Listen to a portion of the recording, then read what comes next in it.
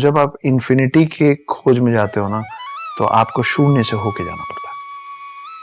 और ये सब जो समझ है ना, ये सबसे पहले अध्यात्म की वजह से हमारे पास आई थी। इसकी समझ, और हम, बड़ा आसान है बोलना land of snakes Indians, no, हम एक लौती ऐसी कौम है जिनके ग्रंथों में मैथमेटिक्स है।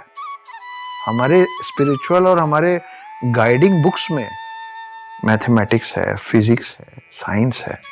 आप बता दीजिए मेरे को दुनिया में कोई और ग्रंथ या कोई और रिलीजन जिसपे, ये तो हमेशा एंटी साइंस रहे हैं सब, हम हमेशा प्रो साइंस रहे हैं। We are the first plastic surgeon of the world. Sushruta नाम का आदमी पहला प्लास्टिक सर्जन है इस दुनिया का। 27 वॉल्यूम में किताबें लिखी, वो पर्शियन लैंग्वेज में कन्वर्ट हुई, अरेबिक कंट्रीज पहुंची, वहां से इंग्लिश लैंग्वेज में कन्वर्ट हुई, यूके और यूएस पहुंची, और वहां से हमारे पास वापस आई प्लास्टिक सर्जरी बन के। और अब हम इस स्थिति में चले गए हैं कि हमको शल्य चिकित्सा बोलना नहीं आता, हमको सिर्फ प्लास्टिक सर्जरी बोलना आता है। और हम पहले प्लास्टिक सर्जन है। आज भी पूरे भारत में आप बड़े हॉस्पिटल्स में जाएंगे ना, तो एक ऐसी मूर्ति बैठी रहती है ऋषि की, है ना, और वो दिखते ब्रह्मा जैसे, सिंगल हेडेड, वो है Dhanvantari. Dhanvantari happens to be the first doctor of the world. और आज भी सारे डॉक्टर्स जो ओथ लेते हैं ना डॉक्टर बनने के बाद, वो धन्वंतरी का ओथ लेते हैं, लोगों की जान बचाने का। धन्वंतरी कौन थे? आप सोचिए कितनी अजीब बात है कि हम लोगों को ये नहीं मालूम है कि हर साल बचपन से हम दिवाली के एक रोज पहले धनतेरस मनाते हैं फॉर गुड हेल्थ।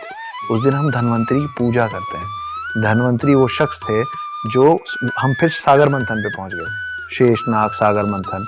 उसमें जो व्यक्ति हाथ में अमृत कलश लेके निकला था, वो था Dhanvantari. He was a demigod, आधा इंसान और आधा भगवान, है ना। तो हम पहले डॉक्टर हैं, हम पहले प्लास्टिक सर्जन हैं, तो ये सब हम ही क्यों बन जाते हैं सब चीजें? नहीं का वो साइंटिस्ट जर्मनी का, उसने चूज किया संस्कृत। उसने बोला ये वो लैंग्वेज है जो सबसे क्लीन है और सबसे ज्यादा चांसेस हैं कि पूरे, मतलब कहीं भी इस लैंग्वेज को कोई समझ पाए, इसकी सबसे ज्यादा चांसेस है।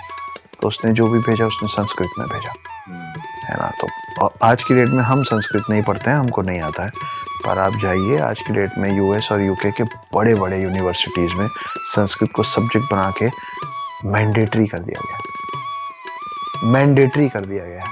जैसे आपको हिंदी पढ़ना ही है ना, और आपको इंग्लिश तो पढ़ना ही है, वैसे वहाँ पे यूनिवर्सिटीज हैं जहाँ संस्कृत पढ़ाया जा रहा है। वहाँ संस्कृत स्कॉलर्स हैं जो आपसे और मुझसे बेहतर संस्कृत जानते हैं, समझते हैं और बोलते हैं।